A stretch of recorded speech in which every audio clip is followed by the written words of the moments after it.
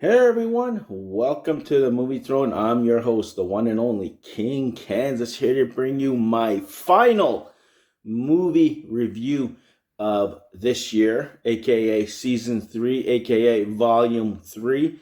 Yes, you heard me right. This year, my time is up right here on YouTube land, and don't worry, we shall or should be back in 2023. Don't know when, but we will return. King has a lot of projects on the horizon that he has to attend to first, and then I'll be back. The demand is there by you people. The King shall return and do more of these lovely videos and give you or offer my opinion on TV and movie entertainment, news, reviews, topics, etc. But for now, this is the season finale, aka final movie review of the year, and of course, I left something near to dear to my heart. Back to the Future Trilogy starring Christopher Lloyd and Michael J. Fox. Guys, this was probably the real, movie or, set of movies or trilogy that got the King into movies generally. Became a huge fan. I was just fascinated of Michael J. Fox and the possibility of time travel and how would it be in order to go back in time into the slight present or future and then back again and see if it alters anything. So this is the original time travel thing that kicked off all these other ones that we lovely got in theaters and TV shows and all that stuff. But yeah, like I said, directed by Robert Zemeckis, Steven Spielberg's brainchild project this is. And it stars Michael J. Fox as Marty McFly, Christopher Lloyd as Doc Brown. You got Leah Thompson as Lorraine, who plays his mother. Crispin Glover, who played George McFly, his father. You got Tom Wilson, who played Biff Tannen. You got Claudia Wells, who played Jennifer, later replaced, I think, in the second or third movie by Elizabeth Shue. And you got Mary Steenburgen, hopefully I pronounced that. She played Claire.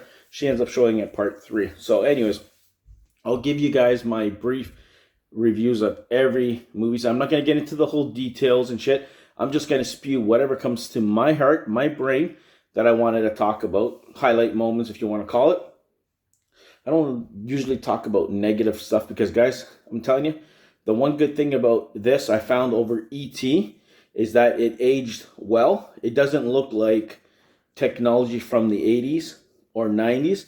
It looks like it's been shot 5 or 6 years ago, which is good in my book. Special effects, a little edgy at times that you can tell, oh yeah, that looks so cheesy compared to what we have right now.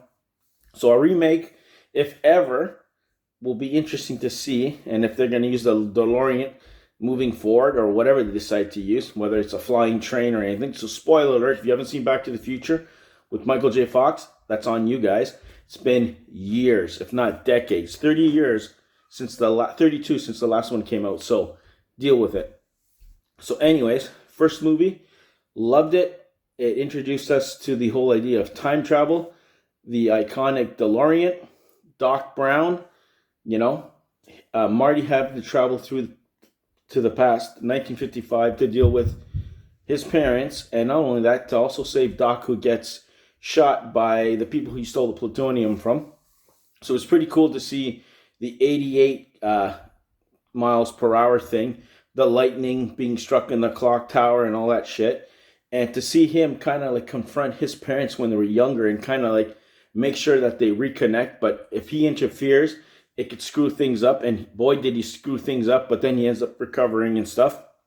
But love the journey on that. It wasn't the greatest of all the trilogy. It was a good introduction to what's going on with Back to the Future overall. The foundation of what the series is going to end up being. My personal favorite was, I would say, the second one, because it dealt with futuristic. They went to 2015, where good old Biff, he ends up getting his hands on this almanac, I want to call it, but it's a guide that tells you all the sporting events of all the winners from the past. So he goes, you know what? I'm going to make myself rich. So he ends up going back and screws things up. So when Marty goes back with the Doc, 1985 is not the way they left it. his family's poor and struggling. Well, Biff is a multi-billionaire living in a casino while the rest of the world around is to shits. So it's kind of cool to see them unravel that. You had Michael J. Fox playing his daughter and his younger self, like son, tell you the truth. And that was pretty stupid, but it was funny. Don't get me wrong. From the hoverboard, skateboard that he was using to the flying cars and the drinks and how people were dressing and talking was pretty unique. It's some of the stuff we have right now, which was kind of cool. But back then, that's what they imagined, and that's what we kind of got. So that kind of like drew me to this movie more, because back in the 1990s, we always wanted to see where we're going to end up being. Is there going to be flying cars? Is there going to be touchless this, touchless that? Screens that we can actually talk to each other, which we do right now, which is kind of funny. Hovercrafts, Nike shoes, you name it, the works. I'm telling you, it was a whole bunch of crap. It was cool. And the funny part is, the thread of this whole thing, there was always a chase scene with Michael J. Fox starting some shit because someone called him chicken that he ends up fighting.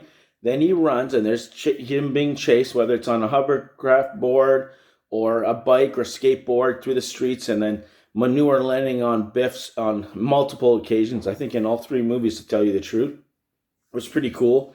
But him going back, fixing things, trying to revert things back, and then, you know, the cliffhanger in the second one was him getting struck by electricity, disappearing on Marty, and Marty's like, what the hell? So he had to go back to 1955 as Doc seen the DeLorean disappear with the whole hook on the, power line to kind of travel through time, to all of a sudden seeing him and then fainting. Goes, what do you mean you just got back? I just sent you somewhere to kind of deal with that. And then from all the unraveling it once again, because there's always shit that happens, never goes right, for him to kind of like them double down, going back to where they've been before in the previous one film or two, and then going into the Western. So you get an 1885 with Doc writing him a letter saying, I know this be the moment that you'll see me, like me disappearing and stuff, but he's been okay.